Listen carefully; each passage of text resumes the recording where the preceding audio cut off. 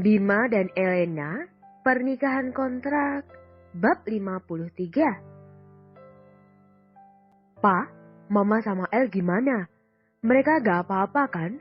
Tanya Darren sesaat setelah menjumpai Tuan Satya di lobi rumah sakit.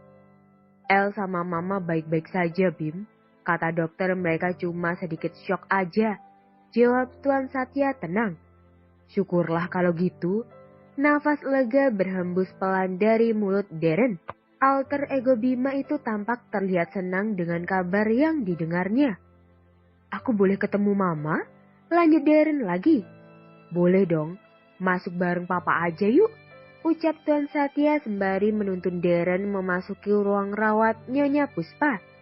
Tiba di dalam ruangan perawatan ibunya, Darren tidak bisa menyembunyikan rasa rindunya ketika melihat sorot teduh dari tatapan lemah Nyonya Puspa yang mengarah padanya. Darren melangkah pelan dan langsung memeluk tubuh tua milik ibunya yang sudah sangat lama tidak ia dekap. Ma, aku kangen banget sama Mama, kata Darren lirih. Nyonya Puspa yang dipeluk tiba-tiba merasa heran bercampur bingung. Ada angan apa?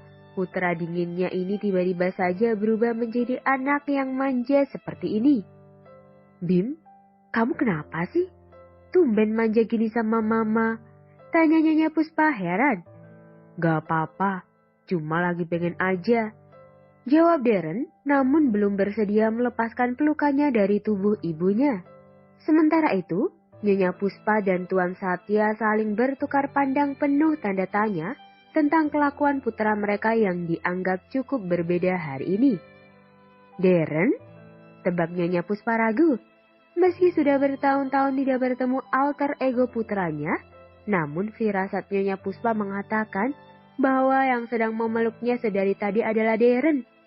Darren melepas pelukannya dari Nyonya Puspa dan menatap sang ibu penuh takjub. Mama masih ingat sama aku?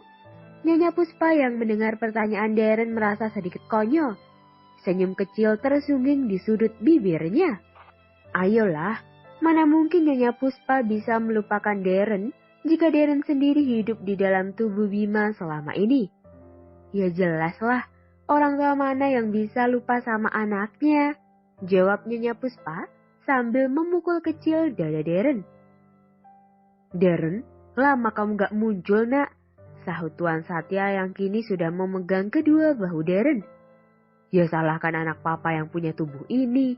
Dia gak pernah izinin aku buat keluar selama ini.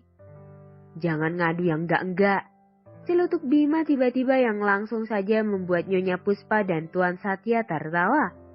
Apa yang Tuan Satya bilang jika Bima tidak akan apa-apa, walau dalam situasi genting pun adalah memang benar adanya. Bagaimana ia harus khawatir jika putra tunggalnya itu memang sudah nyaris sempurna dengan semua hal yang dimilikinya. Belum lagi dengan keberadaan Darren yang memiliki otak brilian dan keterampilan bertahan hidup yang luar biasa dalam situasi sesulit apapun. Hal itu menjadikan putranya menjadi seorang yang bahkan dirinya pun kadang bergidik ngeri ketika tahu apa yang sudah dilakukan putranya itu. Satu hal yang Tuan Satya tahu, baik Bima ataupun Darren, keduanya tidak akan sembarangan menyiksa orang selama orang tersebut tidak menyentuh keluarga atau orang yang dianggap berharga bagi mereka. Lamunan Tuan Satya terputus ketika seorang suster menyapa mereka dengan sopan. Selamat pagi Tuan Dirgantara. Ya, pagi Sus, ada apa? Jawab Tuan Satya ramah. Nona Elena sudah sadar, Anda dan keluarga bisa menjenguk sekarang jika mau. Terima kasih Sus, saya akan ke sana sebentar lagi.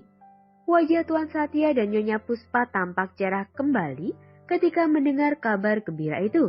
Nyonya Puspa melirik Darren dan kemudian menggenggam tangan Darren lembut. Lebih baik kamu aja yang jenguk Elena duluan. Dia butuh kamu nak.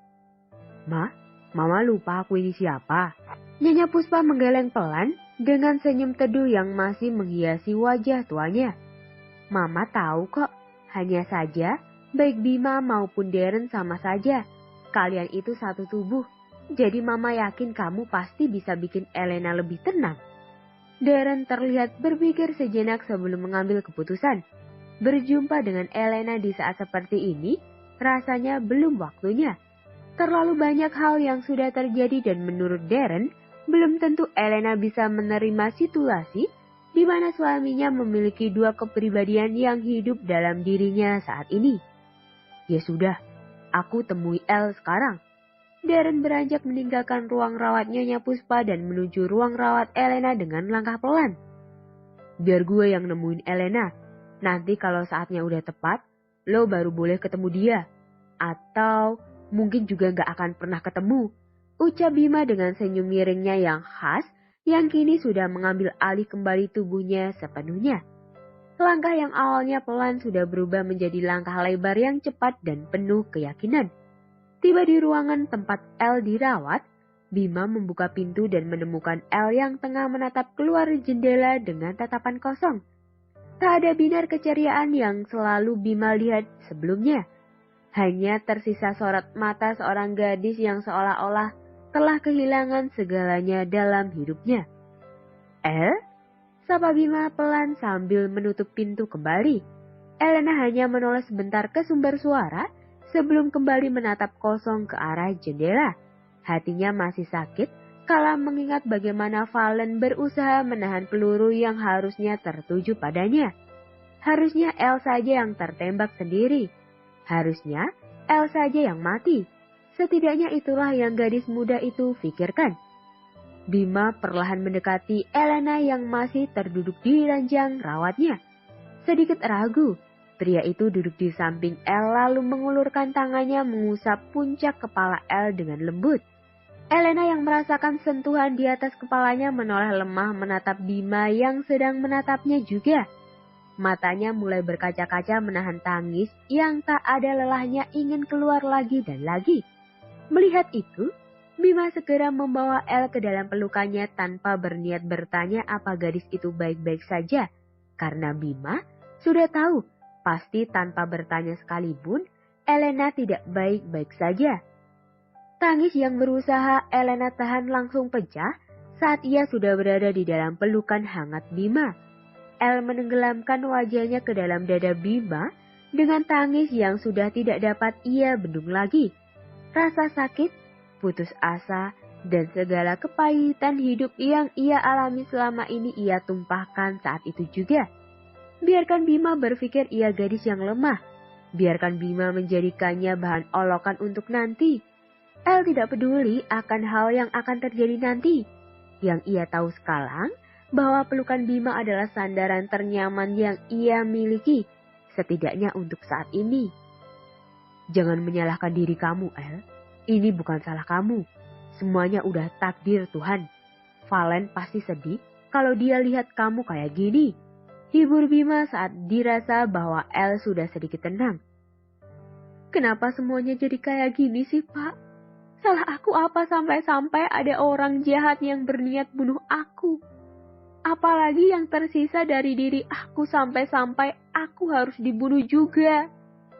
Bima mengeratkan kedua rahangnya geram. Elena benar, apalagi yang diharapkan Teguh dari Elena, sehingga ia tega ingin menyelenyapkan keponakannya sendiri sekejam ini. Lihat saja, Bima bisa memastikan bahwa dengan bangkitnya Darren kembali, permainan yang sesungguhnya baru saja dimulai. Bersambung. Terima kasih telah mendengarkan.